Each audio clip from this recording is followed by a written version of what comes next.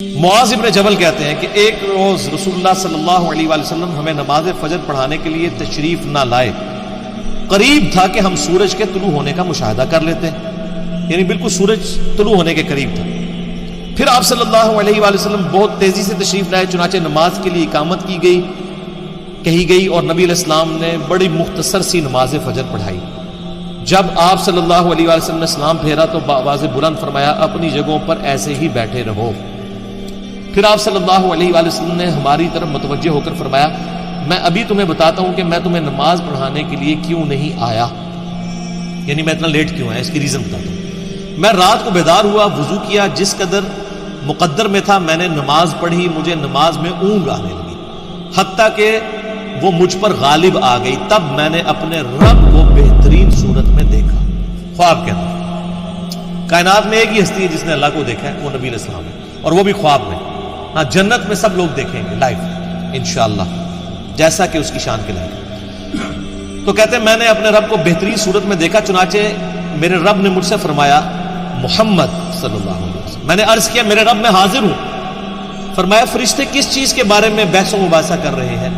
میں نے عرض کیا میں نہیں جانتا. یعنی خواب میں انہوں نے دیکھا کہ فرشتے کو آپس میں گفتگو کر رہے ہیں، لیکن نبی اسلام کو آواز نہیں آ رہی تھی، صرف ان کی آپس میں بحث و تکرار نظر آ رہی تھی. تو کہتے ہیں میں نے کہا یا اللہ میں نہیں جانتا. اللہ تعالیٰ نے 3 مرتبہ ایسے ہی فرمایا. پھر آپ صلی اللہ علیہ وآلہ وسلم نے فرمایا میں نے اپنے رب کو دیکھا کہ اس نے اپنا ہاتھ میرے کندھوں کے درمیان رکھا، حتیٰ کہ میں نے اس کے انگلیوں کے پوروں کی ٹھنڈک اپنے قلب اور سینے میں محسوس کی. یعنی یہ ہاتھ جیسا کہ اس کی شان کے لائق ہے، دونوں شانوں کے درمیان رکھا تو میں نے اپنے سینے میں اپنے رب کے ہاتھ کی ٹھنڈک محسوس کی، اور میرے سامنے ہر چیز واضح ہو گئی اور میں نے پہچان لیا. یعنی وہ جو فرشتوں والا معاملہ تھا وہ غیبی خبر اللہ تعالیٰ نے ٹرانسفر کر دی. پھر اب اللہ تعالیٰ نے دوبارہ پوچھا محمد، میں نے عرض کیا میرے رب میں حاضر ہوں. فرمایا مقرب فرشتے کس چیز کے بارے میں بحث کر رہے تھے؟ میں نے عرض کیا گناہ مٹا دینے والے اعمال کے بارے میں. تو اللہ نے فرمایا کہ محمد وہ کیا ہیں؟ میں نے عرض کیا جو کچھ اب فرشتوں والا علم حضور صلی اللہ علیہ وسلم کو بھی ٹرانسفر ہو گیا کہ باجماعت نماز پڑھنے کے لیے پیدل چل کر جانا، یہ گناہ مٹا دینے والے اعمال جو سورۃ الانعام میں سورہ طٰہٰ کے اندر آتا ہے نا کہ جو گناہ ہیں وہ نیکیاں جو ہیں گناہوں کو مٹا دیتی ہیں. تو یہ سورہ ہود کے اندر نیکیاں گناہوں کو مٹا دیتی ہیں. تو وہ کون سی نیکیاں ہیں؟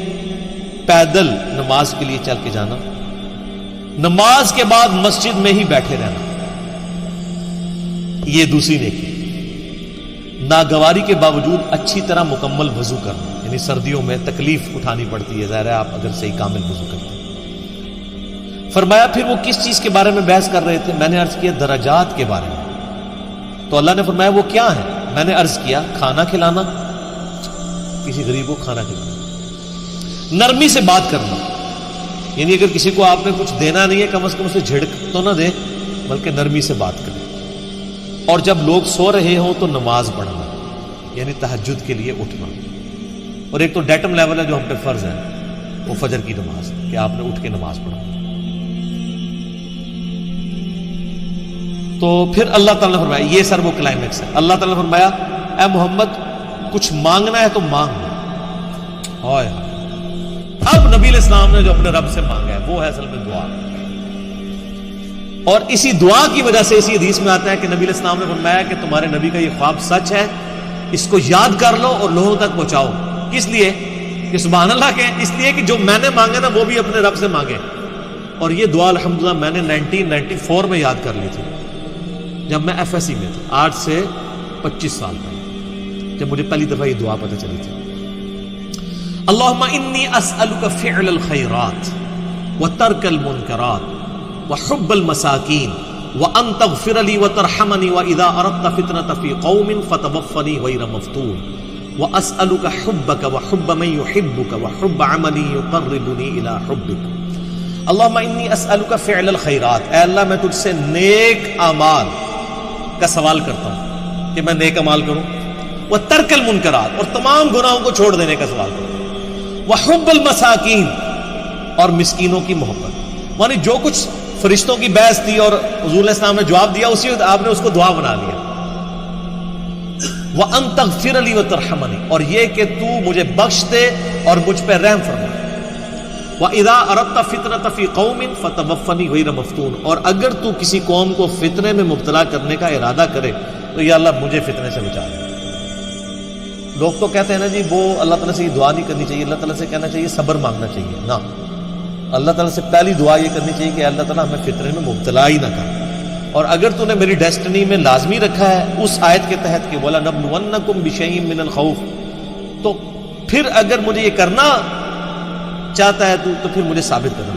پہلی دعا یہ ہے وَإِذَا أَرَدْتَ فِتْنَةَ فِي قَوْمٍ فَتَوَفَّنِي غَيْرَ مَفْتُونٍ، اے اللہ مجھے فتنوں سے بچا. اللہم انی اسألک حبک، اے اللہ میں تجھ سے تیری محبت کا سوال کرتا ہوں. وحب من یحبک، اور میں ہر اس شخص کی محبت تجھ سے مانگتا ہوں جس سے تو محبت کرتا ہے، یعنی سارے انبیاء کی محبت، اہل بیت کی، صحابہ کی، نیک لوگوں کی. اللہم انی اسألک حبک وحب من یحبک وحب عملی یقربنی الی حبک، اور میں اللہ ہر اس عمل کی محبت تجھ سے مانگتا ہوں جو مجھے تیرا قرب عطا کر دے. یعنی میرا ہر عمل ایسا ہو کہ جو مجھے تیرے قریب ہے. ایک تو وہ دعا ہے نا ابو داؤد کے اندر سنن نسائی میں کہ معاذ ابن جبل ہی کو نبی علیہ السلام فرمایا تھا اے معاذ میں تجھ سے محبت کرتا ہوں، کہ یا رسول اللہ میں بھی کرتا ہوں. تو فرمایا معاذ یہ دعا کبھی نہ چھوڑنا، ربی اعنی علی ذکرک و شکرک و حسن عبادتک. یہ وہی دعا ہے، اے اللہ میں تیری مدد چاہتا ہوں تیرا ذکر کرنے پر، شکر ادا کرنے پر، اور اچھے طریقے سے عبادت کرنے پر. اور نسائی میں الفاظ ہیں اللہم کے ساتھ، یہ دونوں الفاظ ربی اعنی اور اللہم اعنی، دونوں الفاظ سنت سے ساتھ. تو یہ دعا کی. پھر نبی علیہ السلام نے فرمایا یہ خواب حق ہے، اسے یاد کر لو اور دوسروں کو بھی بتایا کرو. لو جی میں نے تو اس سنت پہ کئی دفعہ عمل کیا، آج پھر عمل کر لیا ہے، دوسروں تک یہ بات پہنچائی. جزاک اللہ،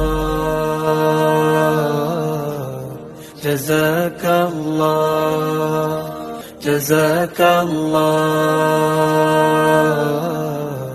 جزاک اللہ.